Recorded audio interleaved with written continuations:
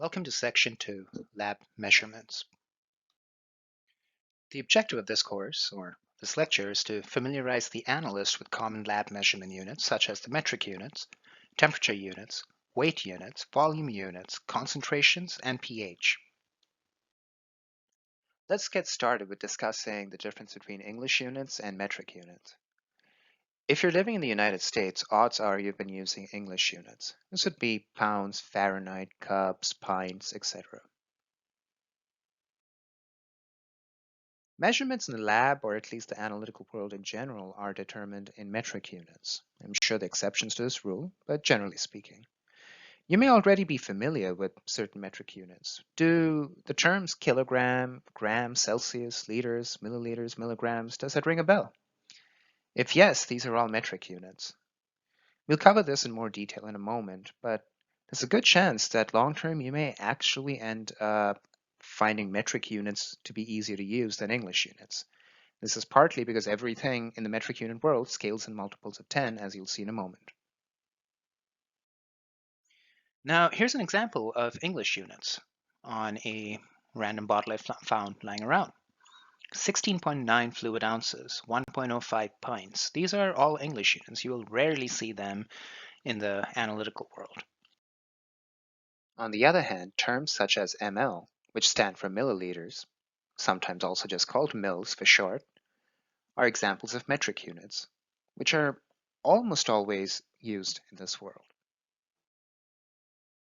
Let's look at one more example. Do you see the base of the flask on the right-hand side? It says 1000 ml.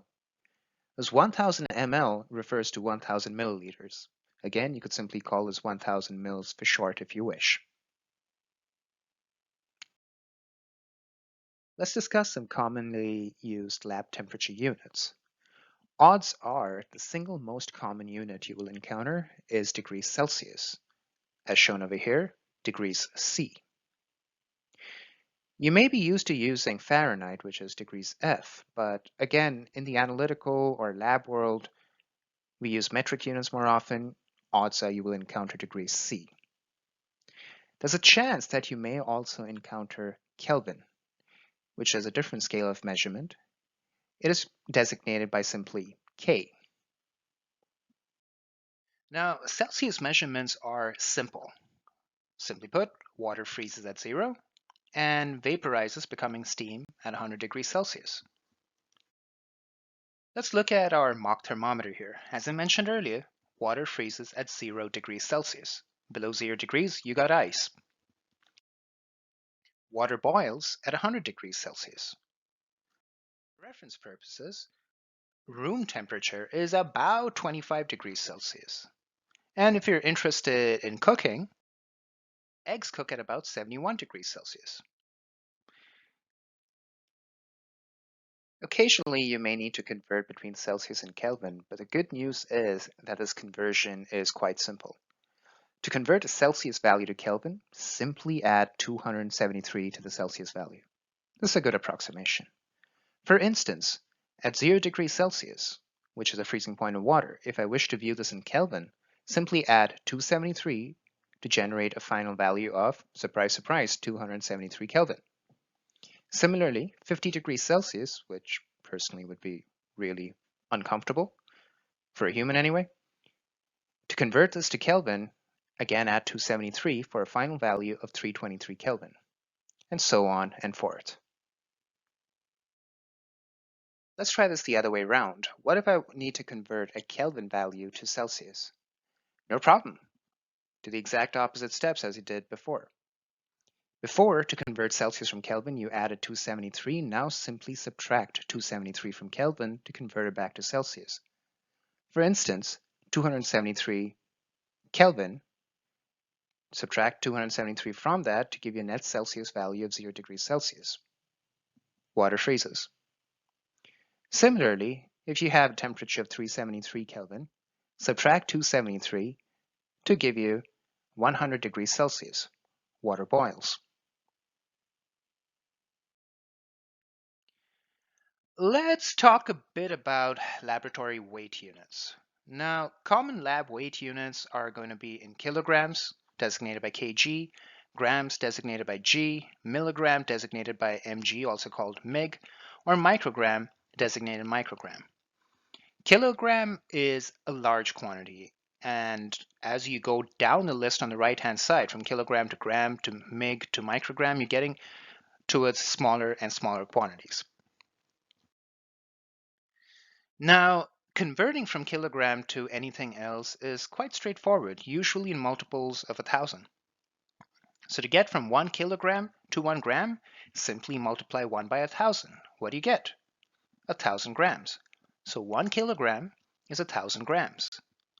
What if I wish to move from grams to milligrams? Okay, no problem. Multiply by 1,000. What do you get? 10 to the power 6. So 1 kilogram is 1,000 grams, or 10 to the 6 milligrams. What else? Let's look at micrograms. How do you convert from kilogram to microgram? What's 1,000 times 1,000 times 1,000? It's 10 to the power 9. So 1 kilogram is 10 to the power 9 micrograms. Similarly, converting from micrograms to kilogram, or from the small to large quantity, is a question of dividing by 1,000. 1 microgram is 10 to the negative 3 milligrams, because you're dividing it by 1,000. It's 10 to the 6, negative 6 grams, because you're dividing it by, well, 1,000 and 1,000 again. And finally, you get to kilogram. 1 microgram is the same as 10 to the power negative 9 kilograms. You may wish to pause the slide and just practice this by hand. Try try slightly more difficult numbers. Try something like 2, 3, 4.5. Get a handle on it, because you'll be using this a lot in your lab career. Depending upon where you're working, odds are you'll be working between the gram to milligram range. Let's discuss some commonly used volume units. The analog to your weight units, shall we say, would be liters as represented by the letter L, milliliters as represented by ml, and microliters represented by mu L. That's not a U, that's the Greek symbol mu. Just like kilogram, going from left to right, going from liter to microliter, simply multiply by 1,000. So 1 liter is 1,000 mils, or 10 to the power 6 microliters. Going back from microliters to liters is a question of dividing by 1,000. Again, I suggest you work this out by hand just to get a handle on it. If all you've been using is Fahrenheit and English units, this may be a little non-intuitive at first, but believe me, it actually gets easier. Converting from microliter, 1 microliter to a mil is a question of dividing by 1,000. So what is 1 divided by 1,000? Well, it's 10 to the negative 3, or 0.001. Converting from milliliters to liters, well, divide by 1,000 again, and what do you get? 10 to the negative 6 liters. So again, you can quickly convert between liters to milliliters, microliters, and vice versa. Same thing with kilograms. Let's look at everything we've discussed from a different angle. Sometimes that helps in the learning process. So again, we're just looking at everything we've done, but from a different perspective. We have metric units. These are also sometimes called SI units. If you see people using them interchangeably, that's okay. Now think of metric units as having two components, a prefix and a base unit. I really want to focus on the base unit first. This is where the bulk of your metric unit importance comes in. We have three different types of base units, generally speaking. Grams, designated by G, liters designated by L, and meter designated by M. Grams is used to represent weight, liters used to represent volume, and meters used to represent dimension. If I was to use English analogs, grams would be like pounds, liters would be like pints, meters would be analogous to inches. Let's move on to prefixes. Prefixes and base units work hand in hand, but right now I want you to just focus on the three prefixes I have shown on the slide: kilo, milli, and micro. Kilo is represented by the letter lowercase k, milli by lowercase m, and micro by the Greek letter mu, or the Greek alphabet mu. Prefixes, in a way, help scale your base unit. I'll have to use some math to really illustrate this, but let's get the terminology down first. Remember, all your prefixes, kilo, milli, and micro, can be attached to each of your base units, grams, liters, and meters. Look at the screen now. What's changed? I provided you with examples of the prefix being mated with the base unit. Have you seen these terms before? Kilogram, milligram, microgram, perhaps in your day-to-day life, perhaps in the lab? Well, really all I'm doing is I'm taking the prefix and mating it with the base unit. So for instance, if I wanted to measure weight, I could simply measure in kilogram. If I wanted to measure weight in a different unit, I could measure it as milligram, mg. Or if I felt like measuring volume, milliliters, ml. Depends on my preference. I could even go down to micro levels. So if I wanted to measure a very small amount of liquid, I could go to microliters, or a small amount of weight to micrograms. Again, don't worry about the conversions in math at this stage. We will get to this. I want you to understand what prefixes and base units are. The fact that you have 3 different types of base units, each representing, well, each one representing weight, volume, and dimension. And these can be, if you wish, mated with the prefixes to indicate what scale you're looking at. Let's go into this more. Folks, just a heads up, the units I have demonstrated over here, the prefixes I've used, are commonly used units. This is not meant to be an exhaustive list of all the different types of units, prefixes, etc. you can find. But odds are, in a day-to-day environment, you will encounter kilo, milli, and micro most frequently. Does this slide look familiar? I think we saw it just a moment ago. Well, let's revisit it this time, shall we? Look up over here. We're looking at weights. How do I know I'm looking at weights? Well, I'm working with gram, gram, gram, gram. Yes, I know they have prefixes, but they're ultimately grams, aren't they? Let's look at the math and see how these are related. Kilogram's a big number. 1 kilogram is equivalent to 1,000 grams. Yes, I know there's no prefix here. That's just how it is. If I multiply this gram by yet another 1,000, I get milligrams. If I multiply the number over here by yet another 1,000, I get micrograms, and so on and forth. Similarly, I can scale back if I wish.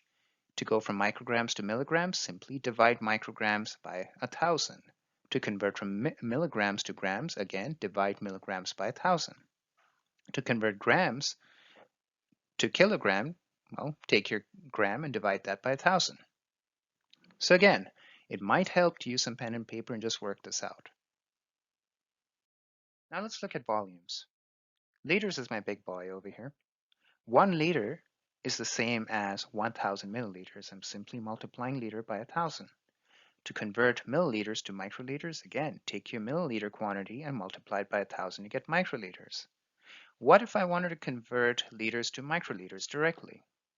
Well, what's 1,000 times 1,000? It's 10 to the 6, right? Simply take 1 and multiply it by 10 to the 6. Again, I recommend doing this by hand to get used to it. Now that we've discussed the content thus far, let's talk a little bit about concentrations. It was hard for me to find a good definition for what concentration means, but simply put, concentration, at least in my book, is the amount of analyte that you have in a specific amount of space. Pretend you have a box and you have an item in it, a single item. That would be a low concentration. Now imagine that you have a dozen items in there. That would be a higher concentration.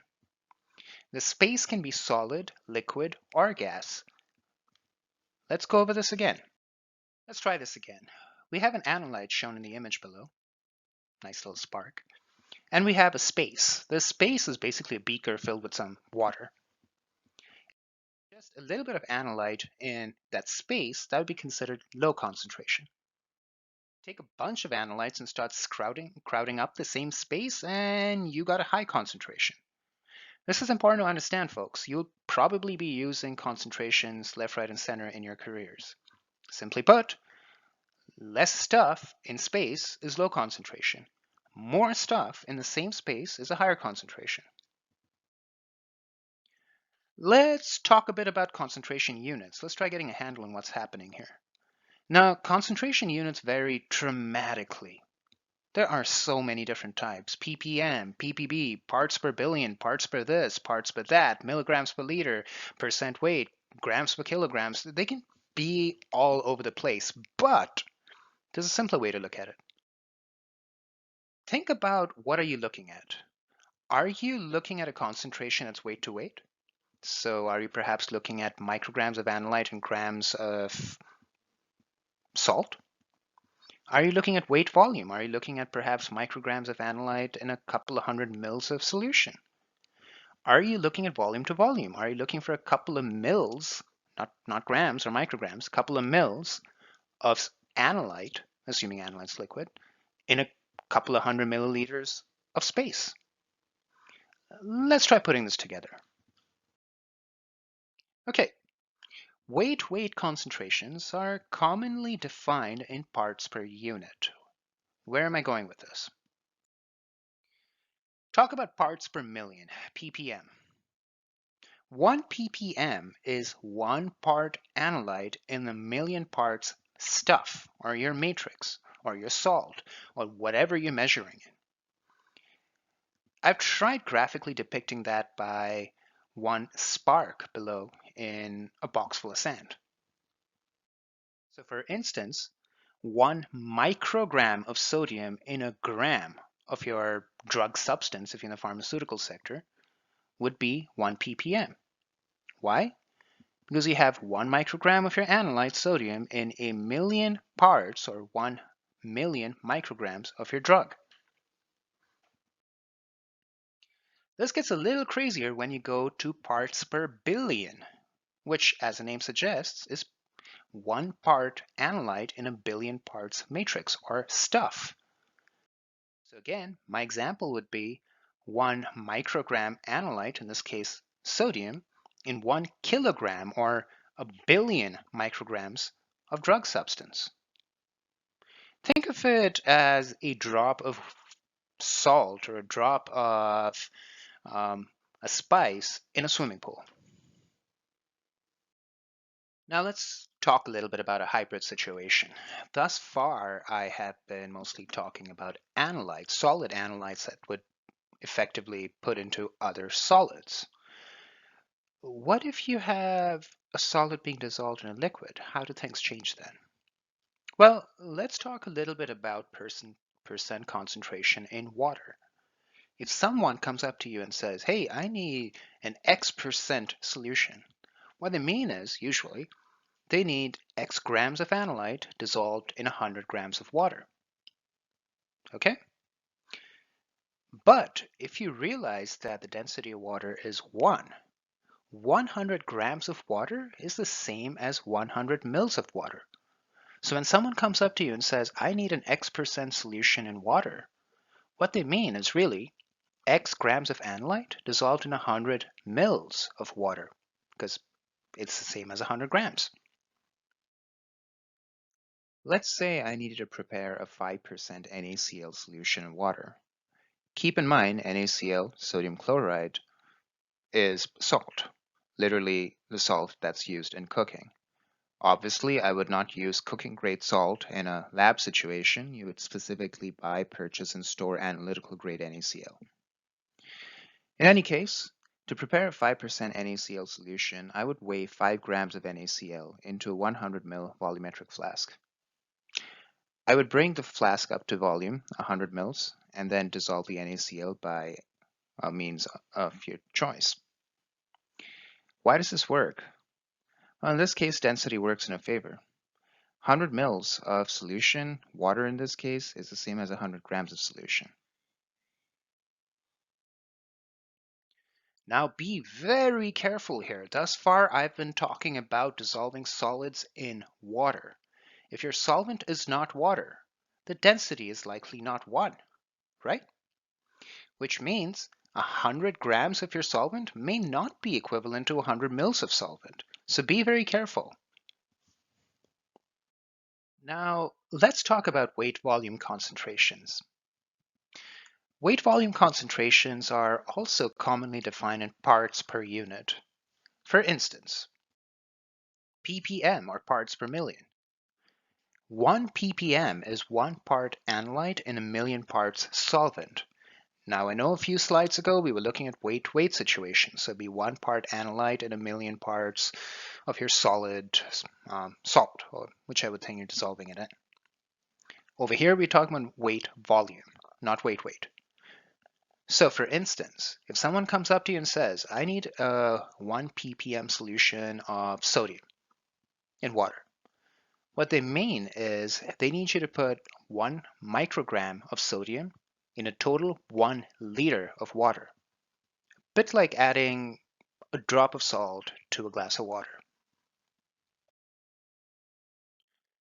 ppb, parts per billion, is again simply 1 part analyte in a billion parts solvent. So for instance, someone comes up to you and says, I need 1 ppb sodium in water, or in this case, drug substance, assuming it's some liquid.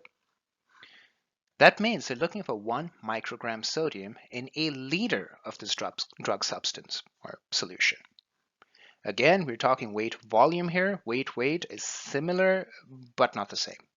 Back up a few slides if you're still uncomfortable with this. Now, let's talk about something a little different. Let's talk about another type of weight volume concentration. We need to talk about molarity, but to go down that route, I need to clarify what a mole is. I do not mean the animal. A mole in the scientific world is a measurement unit that's very commonly seen in life sciences. A mole is the amount of particles in 12 grams of C12, carbon 12, which is basically 6.022 times 10 to the 23 particles. I know that doesn't make a lot of sense yet. Stay with me. Now this whole 6.022, carbon 12, etc., it's a bit confusing, so let's think about it another way. Every element out there has a molar mass. What does that mean? Well, molar mass is expressed in grams per mole. It's basically saying, hey, if I have a mole of stuff, how many grams does it weigh? Why did we pick mole? Well, someone felt like it. It's a nice round number, I guess, in the scientific world. Molar mass is used to calculate molarity. How? Well, look on the right-hand side. We have silver, mass 47. Do you see how the molar mass is given right below? 107.9 grams per mole. That means 1 mole, if you were to go and count it out, of silver is going to weigh 107.9 grams. Molarity is basically moles per liter. So, molarity is best explained by an example. Let's say I need to make a 1 molar sodium chloride solution. How's this going to work? Look at sodium and chlorine. Do you see the molar mass down there? The molar mass of sodium is what? 22.99 grams per mole. And chlorine is 35.45 grams per mole. Add these two up. What's the weight of sodium and chlorine? Add those two numbers up and you get 58.44 grams per mole. This means if I had 1 mole of NaCl, it would weigh 58.44 grams. Remember what I said earlier, however? Molarity is what? It's moles per liter. So a 1 molar solution is effectively 1 mole of NaCl in a liter of water. And we know that 1 mole of NaCl is what? 58.44 grams. So a 1 molar NaCl solution is 58.44 grams of sodium chloride in 1 liter of water. Now, as a quick recap, thus far I've spoken about weight concentrations, which is simply a certain weight of analyte and a certain weight of stuff. I know, very scientific.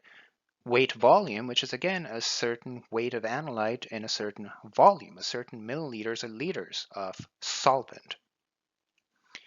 What about volume?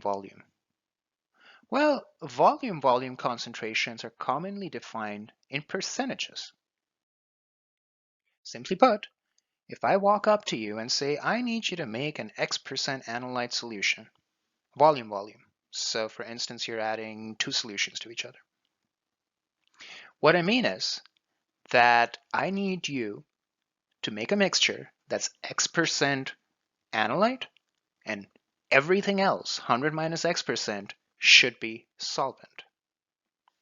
This is best illustrated with an example or two.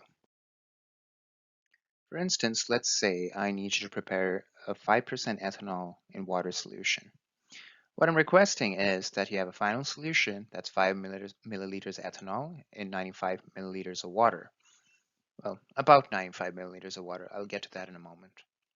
Similarly, if I ask you to prepare a solution that's 20% IPA and ACN, I'm requesting that you have a solution that's finally 20 milliliters of IPA, isopropyl alcohol, in about 80 milliliters of ACN, or acetonitrile.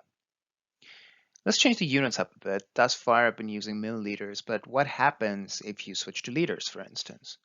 Again, not a problem. Let's say I need you to prepare a solution that's 50% methanol in water. Again, this simply means that I need 50 liters of methanol with an additional 50 liters of water for a final solution volume of 100 liters. The math works out, even though the units are different. Now, thus far, I have been saying about 95 milliliters, about 80 milliliters. The reason I'm saying that is in an ideal world, yes, you would mix the solutions exactly and all would be well. But especially when you're working with organic and aqueous systems, also there might be some density changes, there might be some solution evaporation, so you may have to add a little more solvent than what one would mathematically expect. Use a device such as a volumetric flask as you prepare solutions in these devices. When you finally fill the flask up to volume, the corrections should work out.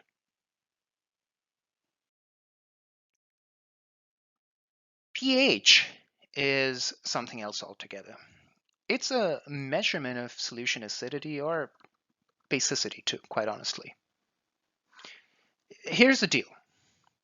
Acids dissociate in solution to form hydronium ions and conjugate base ions. That's just how it goes. It's depicted by the equation below. Ha, when put in water, dissociates into the hydronium ion and conjugate base, A-. pH is determined by the negative log of the concentration of the hydronium ions, as shown in the equation earlier. The greater the concentration of the hydronium ions, you could simply call them protons if you wish, the more negative your pH. The lesser the concentration of the hydronium ions, the greater the pH. What does low and high pH mean in a real-world setting? Well, you'll see that in the next slide. But here's what you need to know. Solution pH is generally between 0 and 14. The lower you go, the more acidic the solution. So if I walk up to you and say, hey, this solution has a pH of 3, you should automatically know that it's an acidic solution. A high pH means it's a less acidic solution, basically a more basic solution. So if I walk up to you and say, hey, this is about pH 10, that's not super acidic. Also keep in mind, pH is a logarithmic scale. So small changes can be quite significant. Now, let's look at the pH range below. As you go left, your solution is becoming more acidic. As you go right, your solution is becoming more basic. Pure water is ideally at pH 7. That's considered a neutral pH. Coffee, on the other hand, is getting a little more acidic, pH 6, but obviously not as acidic enough to create any harm to us. Get to pH 4 or even 3, these are still items that you may consume. But once you start going below that, you can see now things are getting a little more difficult. pH 2 is stomach acid, basically HCl. HCl with salts. I would rather nobody drink this. And then at about between pH 0 and 1, you have 1 molar HCl. At this point, things would hurt a lot if you were to drop it on yourself. Again, switch back to the pH scale 7, pure water, right? But what happens if we go towards the right? Well, you have blood at pH 8. Well, then you have ammonium hydroxide at pH 11. bleach at pH 13, and 1 molar NaOH at pH 14. Here's the reality. You will probably encounter more acidic solutions in a chemical environment than basic solutions. This is just my personal observation. Yes, you might be one of those labs that operates more in the basic environment, but I'm talking in generalities here. Acidic solutions hurt. If you drop it on yourself, you drop HCl on yourself, it hurts. Basic solutions, however, when they get really basic, they don't just hurt. They actually damage your skin, damage your organs. So again, watch yourself around bases. I would rather not get any solution dropped on me, but if I had to choose, I would rather pick a 1 molar HCl solution to get burnt by than a 1 molar NaOH. The former hurts, but I can quickly wash it off. The latter will actually create cellular level damage. Obviously, I am not encouraging anyone to get clever over here and start hurting themselves and start experimenting with themselves. I'm trying to give you a scientific baseline. In summary, metric units, for lack of a better word, rule science. Celsius, Kelvin, kilogram, gram, liters, milliliters. Get comfortable with these. Read more about them if you're not sure how they work. Review this lecture because you'll be using this a lot. Second of all, concentrations can be determined in many, many ways. So if someone comes up to you and says, I need you to make a so-and-so concentration of solution, stop and ask yourself, are they looking at it weight, volume, volume, or something else altogether? I also want to add a side note, something to just leave you with. Keep in mind that when someone defines low or high concentrations, these are relative numbers. What might be low concentration in one situation may actually be extremely high in others, and vice versa. It depends upon what your analysis is, what your end game is. For example, ppm levels of salt in drinking water are to be expected. But if that was found in deionized water, well, that would be a bad situation.